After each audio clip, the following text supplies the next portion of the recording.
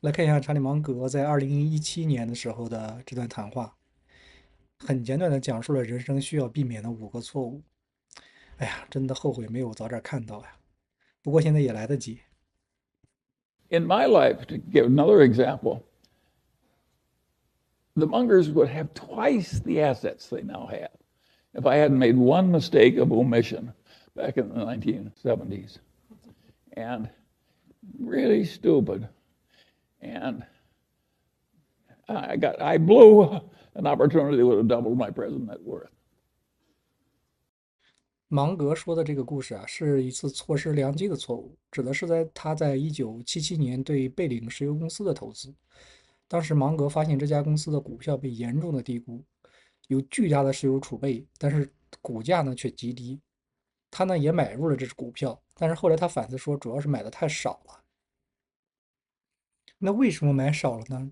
主要当时他觉得这个价格虽然便宜，但是好像还是有点小瑕疵，或者说他当时是有点犹豫的。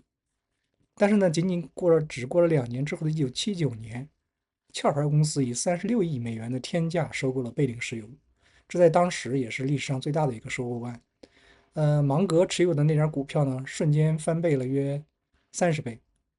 如果他当时不是只买了一点，而是倾其所有的重仓买入，那就不一样了。所以他的总结就是：当极其罕见的绝佳的机会出现时，必须敢于重仓。这种机会啊，在人的一生中可能也只有几次。We all know people that are out married. I mean, their spouses are so much better. Think what a good decision that was for them. And what a lucky decision, way more important than money.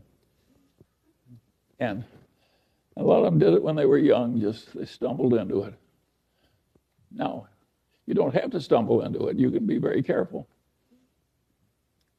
A lot of people are wearing signs, danger, danger, do not touch, and people just charge right ahead. That's a mistake. Well, you can laugh, but it's still a horrible mistake.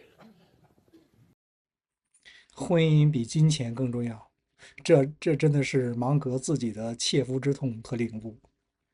芒格提到，很多人其实是偶然撞大运才拥有了美好的婚姻，但他认为这件事不能靠运气。他自己的婚姻充满了不幸。那第一次婚姻呢？芒格年轻的时候，21岁吧，曾经有一段不成熟的婚姻。他在加州理工求学的时候，跟一个跟一个男 C 结婚，那段婚姻并不幸福，最终是离婚收场，而且他损失惨重，痛苦不堪。当时还伴随着他的儿子患白血病去世的悲剧。那他的第二段婚姻呢，后来也叫南希，两个人相伴了54年，直到对方去世。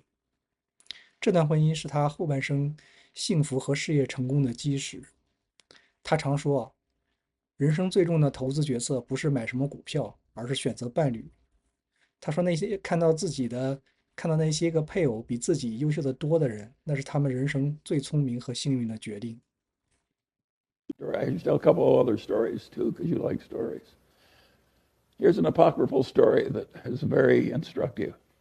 A young man comes to visit Mozart, and he says, Mozart, he says, I want to write symphonies. And Mozart says, how old are you? And the man says, I'm 23. And Mozart says, you're too young to write symphonies. And he says, but Mozart, he says, you were writing symphonies when you were 10 years old.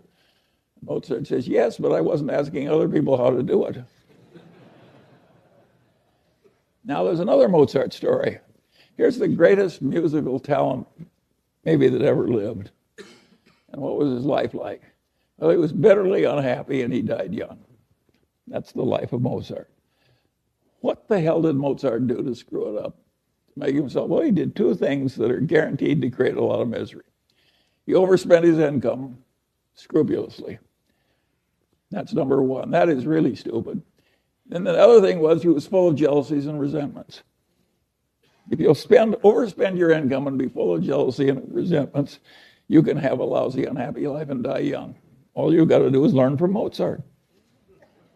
You can also learn from that young man who was asking Mozart how to write symphony. The truth of the matter is that not everybody can learn everything. Some people are way the hell better. And of course, no matter how hard you try, there's always some guy that achieves more, some guy or gal. And my answer is, so what? Does any of us need to be the very top of the whole world? It's ridiculous. Another thing that people do that I regard as amazing is they build these enormous mausoleums. I think they figure they want people to walk by that mausoleum and say, gosh, I wish I were in there.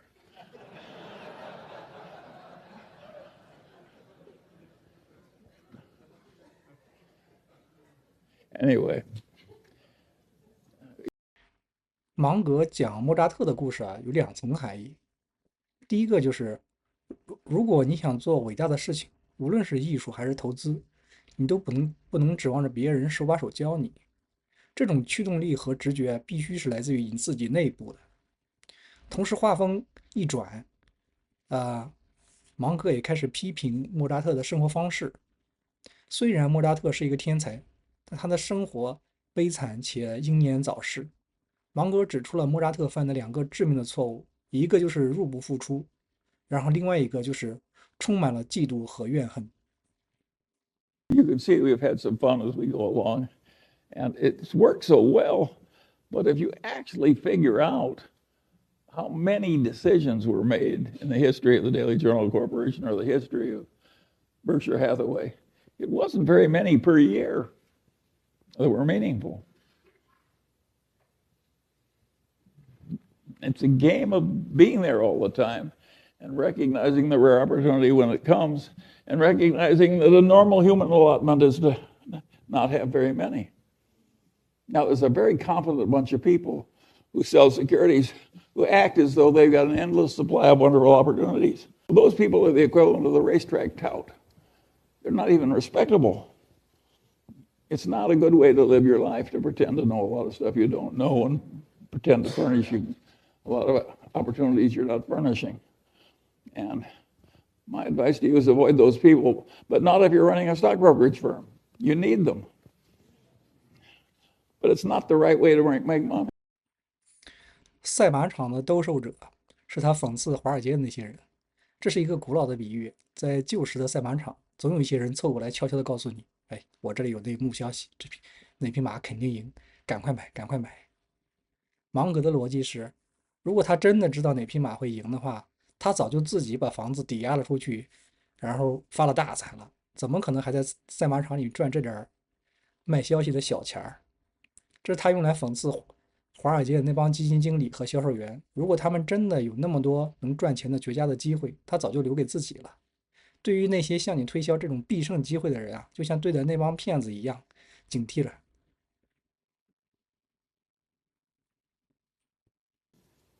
And this business of controlling the costs and living simply, and that was the secret. How much money? Warren and I had tiny little bits of money.